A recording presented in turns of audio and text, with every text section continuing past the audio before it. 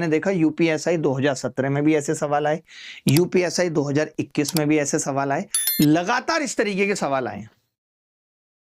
चलो भाई, अब मैं ये कह रहा था कि जैसे ये सवाल कभी भी पलाश भाई आते हैं तो हम ना एक्स और वाई नहीं मानते। बच्चा सबसे पहले एक्स और वाई मानना शुरू कर देता नहीं।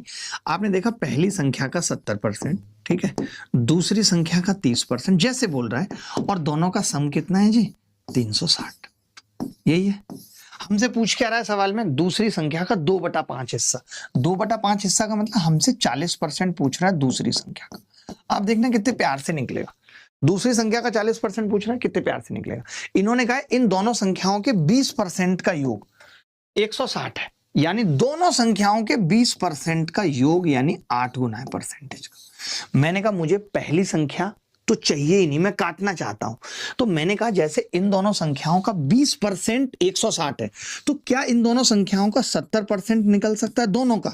तो आपने कहा निकल सकता है भाई। जैसे 20% 2 अट्ठे 16, वैसे 70% 7 अट्ठे 56 और 0 आ जाएगी। बोलो, मैंने 20% के योग को किस में बदल दिया? 70% के योग में।